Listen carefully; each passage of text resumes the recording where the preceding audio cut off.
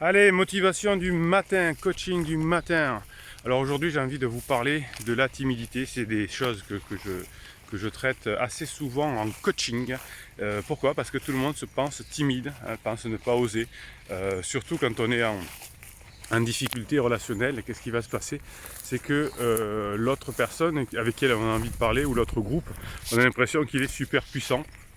Alors que souvent, la plupart des êtres humains que j'accompagne en coaching manquent de confiance en eux. Alors il y a bien sûr les escrocs qui veulent vous vendre sur internet des pilules magiques, des méthodes, etc. qui eux ont une surconfiance en elles, c'est-à-dire qu'ils pensent qu'ils sont supérieurs et que les autres sont des imbéciles.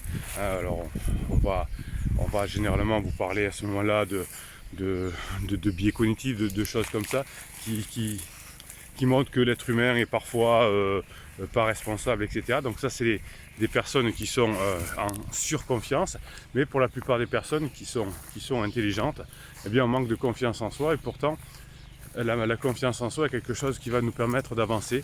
Alors, les biais cognitifs, évidemment, vous les connaissez, je vous en parle souvent, c'est que l'on croit qu'on est plus fort que tout le monde, etc., et que l'on conduit mieux que tout le monde. Mais en réalité, quand on arrive dans une situation nouvelle, par exemple, j'arrive dans une soirée, j'ai l'impression que je suis timide. J'ai l'impression que les personnes sont plus à l'aise que moi.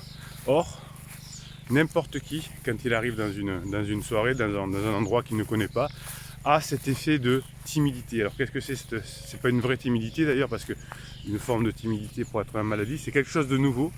Et mon corps se bloque un peu avant de faire des choses quand il est dans une forme de nouveauté. Qu'est-ce que ça veut dire? Ça veut dire tout simplement que le corps va se méfier, va regarder, et puis comme il ne veut pas mourir, il va se méfier, il va dire tiens, les autres sont plus à l'aise que moi, donc je me méfie, donc je fais des choses. Vous savez, j'ai accompagné des politiques, je le fais un peu moins maintenant, et même eux sont un peu timides, c'est-à-dire que, oui, ça fait drôle, c'est-à-dire que c'est pour ça qu'on chauffe une salle avant qu'ils rentrent à meeting, qu'on les introduit dans une famille, que quand vous les voyez sur les marchés, ils sont rarement seuls, hein. Alors dans des petites communes, oui bien sûr, mais sinon, au début en tout cas, eh bien, dans la campagne notamment, quand le maire ou le député, etc. n'est pas élu, n'est pas connu, eh bien, il est en situation où j'ai un peu peur. Et donc il se fait accompagner, vous avez vu ça souvent. Et ensuite, effectivement, quand la personne est un peu plus connue, quand elle a des réseaux, hop, on va faire comme ça pour l'ombre, quand elle a des réseaux, eh bien, qu'est-ce qu'elle fait? La personne, elle va directement aller sur quelqu'un qu'elle connaît. Quand je connais beaucoup de monde dans un réseau, dans ma commune, je vais, quand j'arrive dans une association, quelque chose comme ça, soit l'organisateur vient me voir et me met à l'aise, soit je vais voir quelqu'un que je connais. Donc que vous soyez timide ou pas, vous avez toujours ce phénomène-là. Et alors je vois des coachings d'ailleurs sur les spéciaux timides. Alors il peut y avoir des pathologies, hein, mais c'est vraiment une pathologie. Mais dites-vous bien que vous paraissez timide au départ. Alors quand vous avez un conflit familial ou professionnel, quand l'autre vous rabaisse, parce que vous n'arrivez plus à maîtriser ce qu'il est, parce que vous n'arrivez plus à atteindre ce que vous voulez, quand vous vous sentez blessé, hein, quand l'autre vous touche sur une de 5 blessures de l'enfance, la trahison, l'abandon, le rejet, l'injustice et l'humiliation, on se sent faible. Et quand on se sent faible, on a des signes qui peuvent ressembler à la timidité, parce qu'on a peur pour notre vie, notre futur, hein, la peur du futur. Et donc là, on a l'impression d'être timide. Donc dites-vous bien que tout le monde est timide, tout le monde paraît timide. Personne n'aime son image, personne n'aime sa voix, à tel point que la nature a inventé ces biais cognitifs, hein, que vous connaissez bien, pour essayer de s'en sortir. Alors, qu'est-ce qui se passe? Eh bien, dites-vous bien, si vous avez un conflit dans votre couple avec votre patron, eh bien, dites-vous bien que votre patron, votre conjoint, votre conjointe n'est pas bien, n'est pas à l'aise, culpabilise. Ne se sent pas à l'aise. Alors il y en a qui sont des personnes plus ou moins à l'aise dans le conflit, mais la plupart des êtres humains n'aiment pas le conflit. Pourquoi? Parce que quand on est dans le conflit, eh bien on peut en mourir. Donc si on peut l'éviter, c'est bien. Mais que lorsqu'on se laisse emporter par ces émotions, notamment la colère, notre corps est prêt à se battre. La colère, c'est fait pour se battre. Et donc c'est là où on peut avoir des conflits un peu plus importants et où la timidité diminue du coup. Donc si vous voulez diminuer votre timidité quand vous allez dans une soirée ou quand vous abordez quelqu'un, la colère est faite pour ça. La colère est faite pour diminuer cette timidité. Mais quand on dit souvent que la colère est mauvaise conseillère, pourquoi?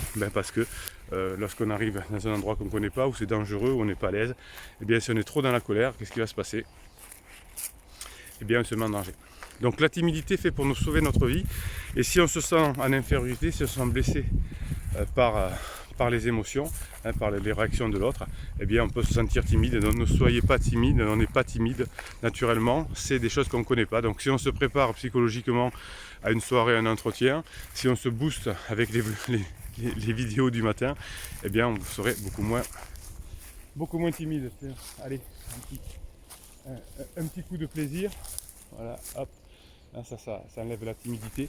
Allez, on se met un coup de boost. On a des objectifs. Quand on est motivé, on a des objectifs de long terme.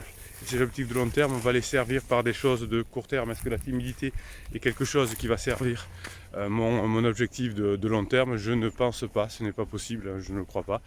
C'est votre construction qui va faire que les petites actions du jour là vont vous rendre heureux, et ces petites actions du jour vont vous permettre d'atteindre votre objectif plus lointain. Alors je suis timide et je ne veux plus l'entendre dans mes coachings. Personne n'est timide à part une pathologie importante, mais face à la nouveauté, face à une masse de personnes qu'on ne connaît pas, face à un groupe qui est déjà constitué, eh bien pour une question de survie on se méfie. C'est pour ça qu'on devient rouge et que l'on tremble un peu, qu'on a des frissons. C'est parce que on doit pouvoir éventuellement fuir ou se battre, hein. C'est pour ça qu'on est rouge et qu'on a le sang qui va vers les membres pour se battre ou pour fuir. Voilà, allez, je suis timide, on n'entend plus. On se motive, on dit quels sont mes objectifs de la journée et comment ils vont servir mes objectifs généraux. Ayez vos objectifs généraux, calquez-vous sur vos personnages que vous aidez. Je suis inquiet quand vous me dites en coaching, j'ai pas de mentor, j'ai pas de... Oh, mais à part vous. Non, je sais pas, j'ai pas de personne que je vois d'idole, je suis pas très fan. Oui, soyez fan et vous vous dites, tiens, comment réagirait cette personne que j'aime bien? Est-ce qu'elle serait timide? Je crois pas. Voilà, allez, si vous êtes généreux et pas timide, mettez-moi un pouce en l'air sur cette vidéo. Ça permettra à YouTube de proposer cette vidéo à d'autres personnes, et peut-être quelqu'un qui se croit timide, je donnerai un coup de boost. Pouce en l'air pour aider des personnes que vous ne connaissez pas. Abonnez-vous à cette chaîne parce que c'est des posts pour vous, hein, donc ne soyez pas timide, abonnez-vous. Et puis Bruno Marchal, il vous dit à très bientôt.